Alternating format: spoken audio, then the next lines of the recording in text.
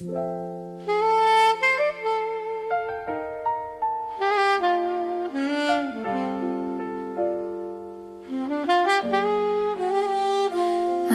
ulan sa bubong ng kafe, plak ay umiikot sa lumang player. Amoy ng kape, tahimik na umaga. Balita'y dumarating, parang hangin lang. Sa Senado may usapan tungkol sa bagong panukala. Pagbabantay sa budget, saan ba talaga dadaloy ang pera? Mga opisyal nagsasabi ng transparency, paulit-ulit na salita, habang mga mamamayan naghihintay kung may mararamdamang ginhawa. Diploma siya'y tuloy sa rehiyon, ASEAN meeting sa gitna ng usok ng issue. Hindi man maingay, mahalaga ang bawat lagda sa papel na inuukit ng gobyerno. Kape sa tasa, balita sa hangin, hindi lang balita, inuunawan natin. Sa pagitan ng nota at katahimikan, dito dahan-dahang humihinga ang bayan.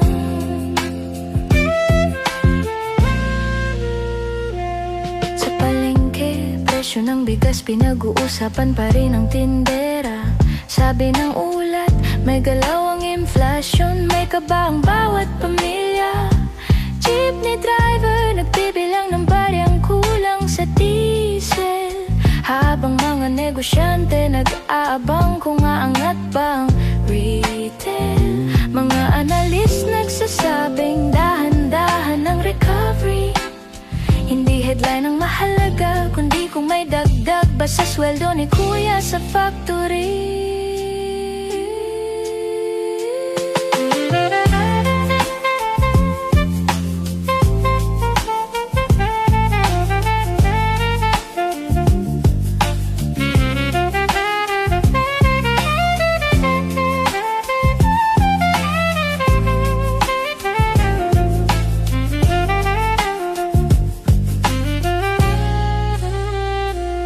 Sa simbahan may tahimik na misa, hindi lang dasal kundi pahinga sa ingay ng politika.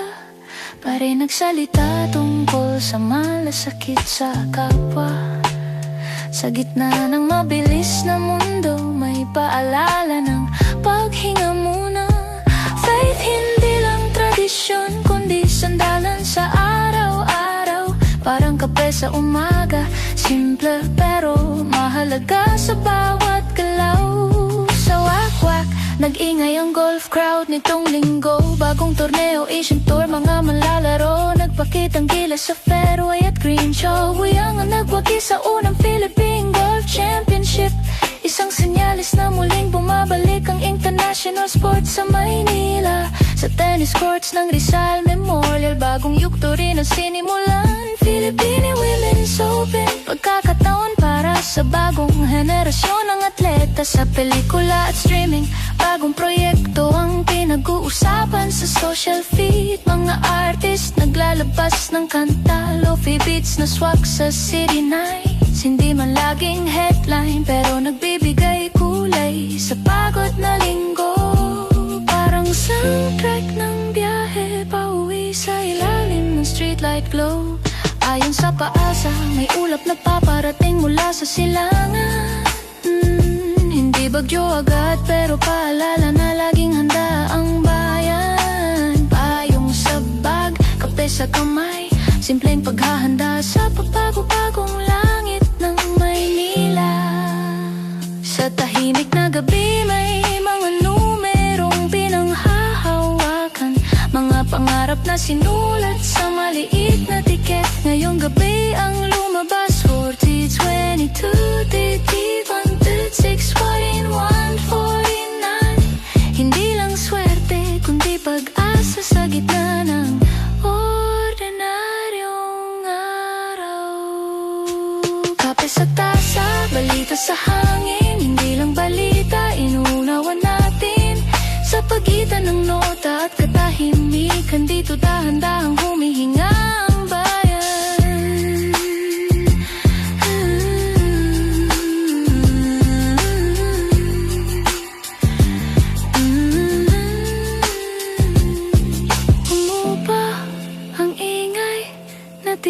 ang tunog ng tasa sa huling lagok ng kape. Balita'y hindi lang narinig, kundi marami